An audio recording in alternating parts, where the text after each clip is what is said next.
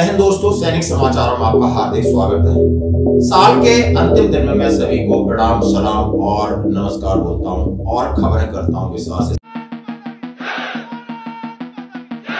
बड़ो नया कमाल हो,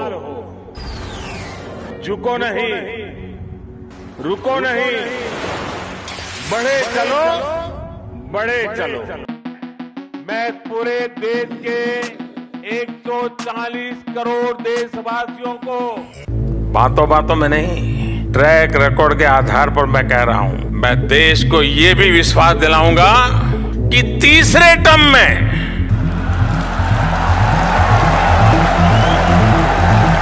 पहली 3 इकोनॉमीज में एक नाम भारत का होगा। सबसे पहले हेडलाइंस में बात करूंगा। हाँ जी दोस्तों, सेनाओं में बदलाव की बहार। 2023 और 2024 में अब और कौन से होंगे बदलाव? सतर्क रहना है, सावधान रहना है। और पीएम मोदी ने कॉन्फिडेंस के साथ कर दी घोषणा कि अब है राज हमारा और करूंगा बड़े बड़े बदलाव। और बदलाव के हर एक वीडियो और झलक आप देख सकते हो। और सबसे पहले मैं बात करता हूं कश्मीर में किलकारी का। ये वीडियो आप सुनिए। ये जंगल में एक वीडियो जहां पर भारत माता की जय पुकारी जा रही है और ये है सेना के जांबाज, जहां पर हमारे सेना के अधिकारी हैं, जेसीओ जवान हैं और वहां से इस भारत माता की जय में चेतावनी दे रहे हैं उन देशद्रोहियों को जो कि लगातार हमारे पीछे उंगली कर रहे हैं, हमें फिंगरिंग कर रहे हैं, हमें परेशान कर रहे हैं। और ये आवाज जाएगी पीओके तक, ये आवाज जाएगी पाकिस्तान तक। सुन लो कि हम जंगल में भी बैठकर इतना साहस रखते हैं कि आपको नेस्ता नाबूद कर सकते हो। ये वीडियो जरूर आप सराहिए, सैल्यूट करिए। और सीधा लिखा है never forgive and never forget, हमें कभी भूलना नहीं, हम आपको बख्शेंगे नहीं। हाँ जी दोस्तों, अब करते हैं खबरों की बात। यस दोस्तों, सेना में बदलाव, और बदलाव एक नहीं 10 बड़े बदलाव की आज बात करूंगा। और 10 बड़े बदलाव आखिर क्यों थे जरूरी? क्यों अंग्रेजी प्रथा को हटाएंगे मोदी जी? क्यों मोदी जी कह रहे हैं कि 2029 तक हमारा राज्य। और मेरे तीसरे कार्यकाल में आप अपने सपने अपनी आंखों के सामने पूरे होते देखेंगे। टॉप 3 इकोनॉमी पे पहुंच के रहेगा भारत, और ये मोदी की गारंटी है। मैं सब कुछ बदलूंगा। और देश में कौन से बदलाव है और देश में उन्होंने कौन सी घोषणा की वो आपको सुनना होगा। आपने अभी छोटे छोटे वीडियो की एक झलक देखी। अब मैं बदलाव की बात कहता हूं।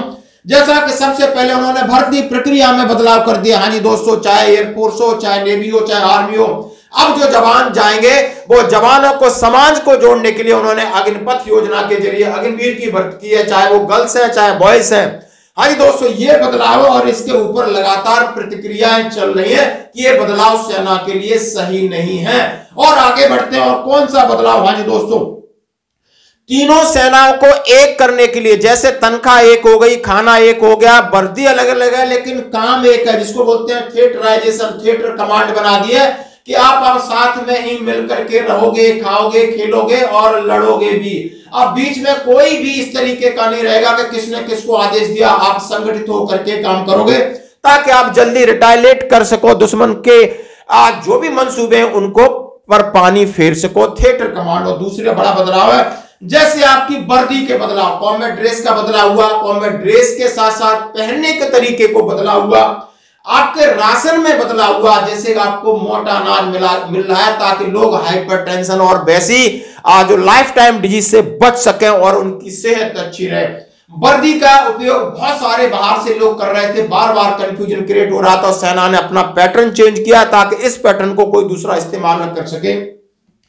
उसके साथ आपने देखा होगा कि लाइन यार्ड को हटा दिया। ब्रिगेडियर एंड अबोव जितने भी स्टाफ अफसर हैं वो उनका बैच बेल्ट सब एक होगा, कोई आइडेंटिटी नहीं होगी कि वो किस कोर के और किस आर्म्स के, उनके लिए सब सेना बराबर है। इसके ऊपर बदलाव हुआ। अंग्रेजी नाम और प्रथाओं पर बदलाव हुआ दोस्तों। और सेनाओं को समाज से जोड़ने का बदलाव हुआ और रैंक का भी बदलाव हुआ। कंधों पर लगने वाले आप बोलते हैं पेपलेट्स के ऊपर की, इनके ऊपर भी बदलाव हुआ है। एपोलेट्स बोलते हैं, जो कि नेवी में जो पेटी अफसर और इस तरीके के जो रैंक थे उनको हटा दिए गए हैं और हमारी देसी संस्कृति के हिसाब से रैंक लिखे जाएंगे। और जो एपोलेट्स जो अधिकारी जो कंधे पे लगाते हैं वो भी बिल्कुल हमारी भारतीय समाज सभ्यता और संस्कृति के हिसाब से बनाए गए। आप इसका भी वीडियो जरूर देखें और मोदी जी ने इस बात की पूरी घोषणा की है। अब इतने सारे बदलाव में हर एक बदलाव की न्यूज आपके साथ शेयर कर रहा हूं। यानी सेना में तकनीकी का बदलाव है, सेना में साइजिंग का बदलाव है, सेना को कम किया जा रहा है ताकि सेना को इफेक्टिव बनाया जाए। सेना के अंदर चुस्त दुरुस्त यानी फिजिकल फिटनेस और मेडिकल फिटनेस पर जोर दिया जा रहा है ताकि आपके अंदर सेल्फ अवेयरनेस क्रिएट हो कि हमें मेडिकली भी फिट रहना है, नहीं तो डिसेबिलिटी पर भी कैंची लग सकती है। यानी सेना को कम करके इफेक्टिव बनाया जा रहा है। टूथ टू टेल रेशियो यानी जो भी सपोर्टिंग आर्म्स है उनको कम करके जो फाइटिंग आर्म्स है उनको बढ़ाया जाएगा। इस तरीके के सारे बदलाव आपने 2023 में देखे। अब ये कुछ और बदलाव 2024 में निरंतर लागू रहेंगे। जैसे उन्होंने कहा है कि भारत की आजादी के 100 साल तक 1947 तक आपको बहुत सारे बदलाव, अमृत काल जिसको बोलते हैं, माननीय प्रधानमंत्री जी की घोषणा थी। अब मैं बात करता हूं एक नई झलक जो आपको देखकर हैरानी होगी। सबसे पहले माननीय प्रधानमंत्री जी ने जो अपील किया है कि 22 जनवरी का दिन एक ऐतिहासिक दिन है।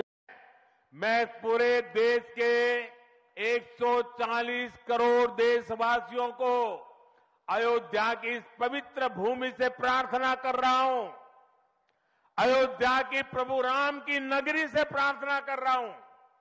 मैं 140 करोड़ देशवासियों को हाथ जोड़ करके प्रार्थना कर रहा हूं कि आप 22 जनवरी को जब अयोध्या में प्रभु राम विराजमान हो, अपने घरों में भी श्री राम ज्योति जलाएं, दीपावली मनाएं। 22 जनवरी की शाम पूरे हिंदुस्तान में जगमग जगमग होनी चाहिए।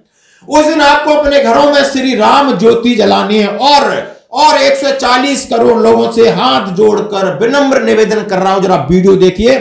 और बदलाव क्या हुआ है आप देखिए। सेना के अंदर देखिए एनडीए के जवान जब पास आउट होते हैं तो गाना बज रहा है, श्री राम जानकी बैठे हैं मेरे सीने में। बड़ा सुनने में बहुत अच्छा लगता है कि यानी हमारी संस्कृति से हम नहीं अपना रहे तो आखिर कौन अपनाएगा। हम इसको बढ़ावा नहीं देंगे तो कौन देगा। हम अपने देश में रह गए, हम हिंदी नहीं बोलेंगे तो कौन बोलेगा। हम अपनी संस्कृति के साथ नहीं जिएंगे तो कौन हमें जीने देगा।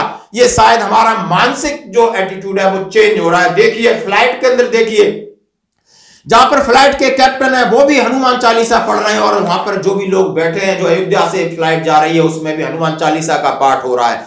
हर जगह आप देखते हो श्री पूरा भारत को राममय किया जा रहा है। हाँ जी दोस्तों, जैसे कि अयोध्या में 22 जनवरी को और राम मंदिर में श्री राम की स्थापना है, जैसे हम सभी जानते हैं। बहुत सारे वीडियो, बहुत सारी चीजें इसमें बदल रही हैं। तो दोस्तों ये लगातार बदलाव हो रहे हैं, चाहे सेना हो चाहे देश में। और सबसे बड़ी बात है कि बड़े कॉन्फिडेंस से माननीय मोदी जी कह रहे हैं कि 2029 तक हम बहुत कुछ बदलेंगे। आप ये वीडियो देखिए। सबसे बड़ी अयोध्या नगरी जहाँ राम की आप सभी का आभार और दिल से स्वागत इस ऐतिहासिक और अभिषेकात्मक इन दिनों की उड़ान संख्या 6-2128 पर जो दिल्ली अंतर्राष्ट्रीय हवाई अड्डे से महर्षि वाल्मीकि अंतर्राष्ट्रीय हवाई अड्डे अयोध्या धाम तक है।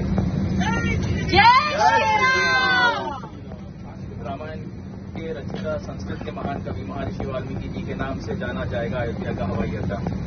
प्रधानमंत्री श्री नरेंद्र मोदी जी आज इस भव्य हवाई अड्डे का लोकार्पण करेंगे।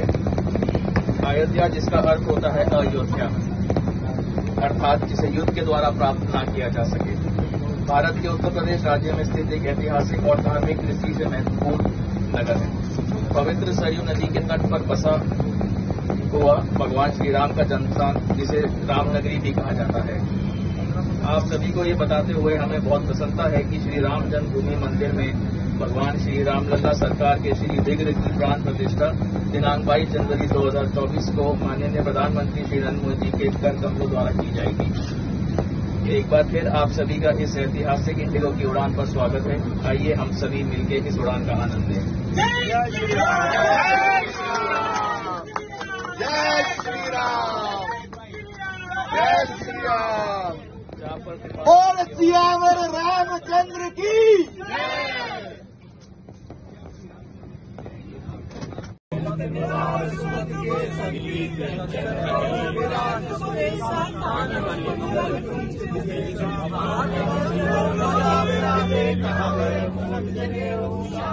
शंकर सुवन के सभी नंदन तेज प्रताप महाचातुर राम काज कर बेको आतुर प्रभु चरित्र सुन बेको रसिया राम लखन सीता मन बसिया सूक्ष्म रूप धर सिया रूप धर रंग जलावा भीम रूप धर असुर सहारे राम चंद्र के काज सवारे राय सभी लखन दियाय